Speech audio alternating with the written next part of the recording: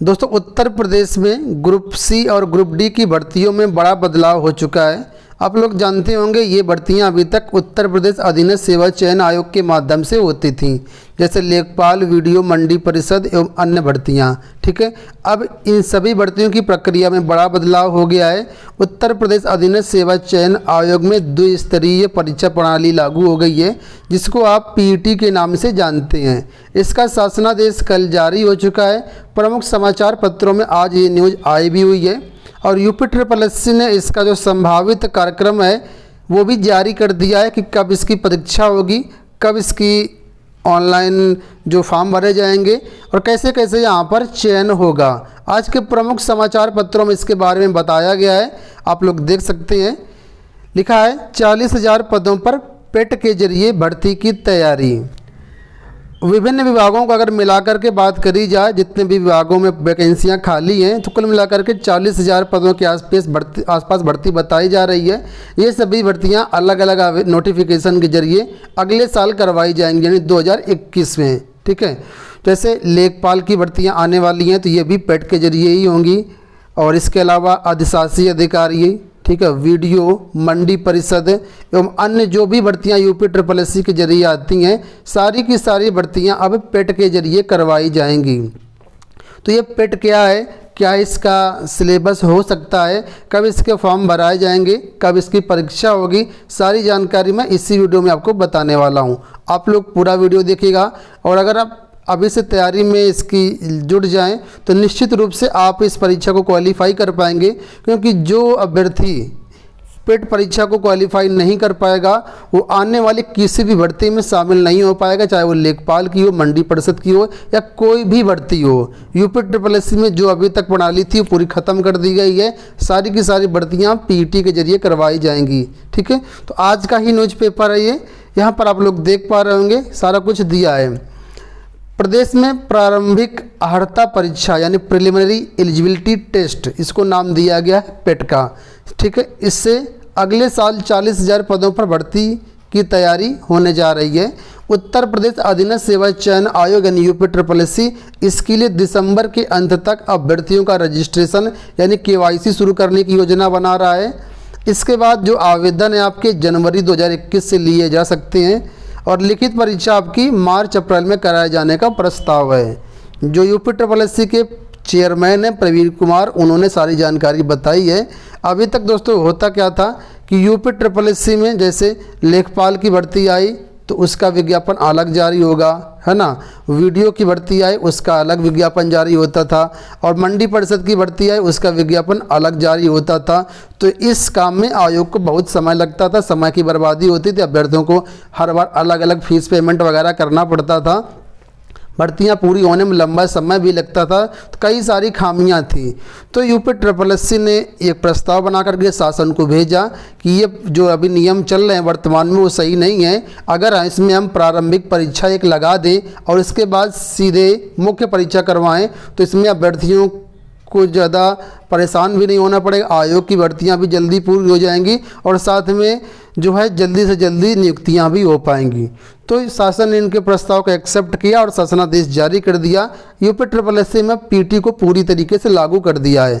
अब होगा क्या दोस्तों, यूपीएससी की तरफ से साल में एक बार पीईटी की परीक्षा करवाई जाएगी, सिर्फ साल में एक बार होगी। ठीक है परीक्षा, और जो इस परीक्षा को क्वालिफाई कर लेगा, जो पास कर लेगा, उसको एक स्कोर कार्ड दे दिया जाएगा। ठीक है, अब जैसे ही कोई दूसरी परीक्षा मतलब एक आपका आता है, कोई भर्ती आती है, जैसे लेखपाल की भर्ती आई, ठीक है, तो लेखपाल में भर्ती में वही आवेदन कर पाएंगे जो लोग पेट क्वालिफाई होंगे, जिनके पास स्कोर कार्ड होगा। तो यहाँ से कुछ अभ्यर्थियों का हो सकता है 10 गुना या 15 गुना, ठीक है, लेखपाल भर्ती के लिए ही आवेदन कर पाएंगे, या हो सकता है कि सबको मौका दे दिया जाए इसमें, लेकिन मौका उन्हीं को मिलेगा जिसके पास स्कोर कार्ड होगा। ठीक है, तो आप लोग कहने का मतलब मेरे ये है कि अगर आप पीटी क्वालिफाई हैं तभी आपको लेखपाल की जो मुख्य परीक्षा होगी उसमें आप आवेदन कर पाएंगे, तभी आप लेखपाल भर्ती का फॉर्म भी भर पाएंगे। अगर आपका पीटी क्वालिफाई नहीं है तो यूपीएससी की किसी भी भर्ती प्रक्रिया में शामिल नहीं हो पाएंगे। मान लीजिए वीडियो की भर्ती आई तो वीडियो भर्ती में वही आवेदन कर पाएंगे जिनके पास स्कोर कार्ड पीईटी का होगा।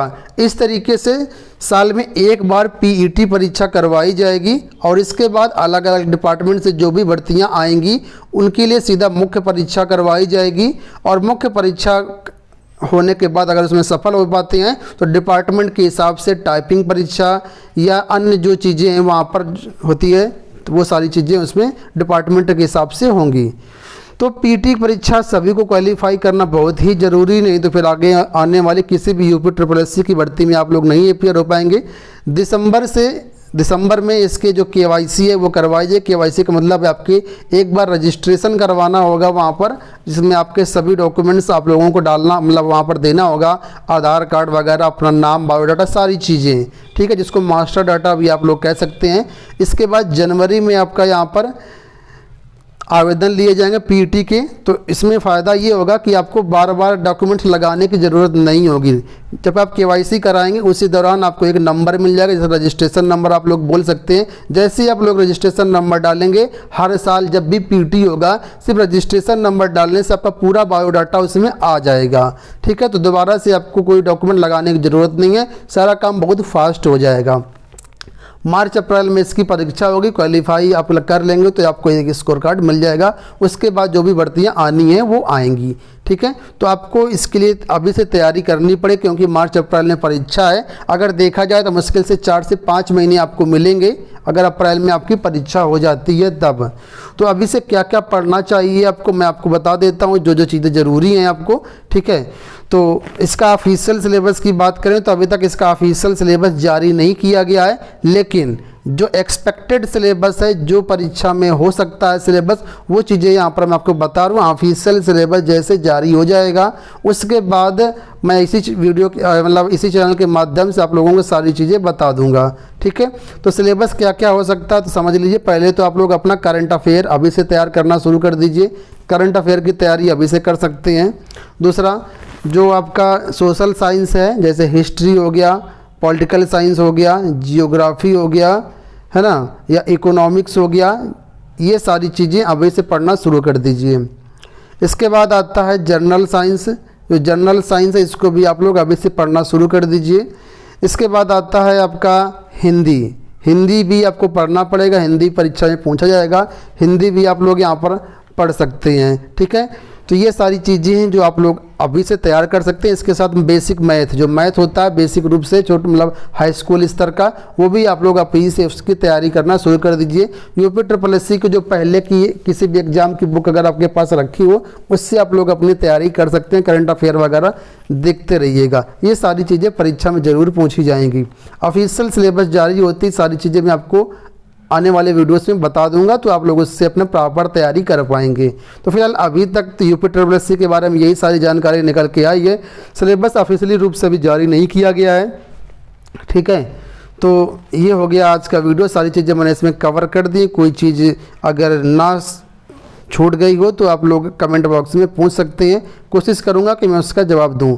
और दोस्तों एक चीज़ आपको और बता दूं कि आप लोगों की हेल्प के लिए ही हमारा टेलीग्राम चैनल है, फेसबुक पेज है, ठीक है, वहाँ पर भी आप लोग हमें फॉलो कर लीजिएगा, ज्वाइन कर लीजिएगा। कोई क्वेरी होती है तो आप लोग वहाँ पर हमसे पूछ सकते हैं।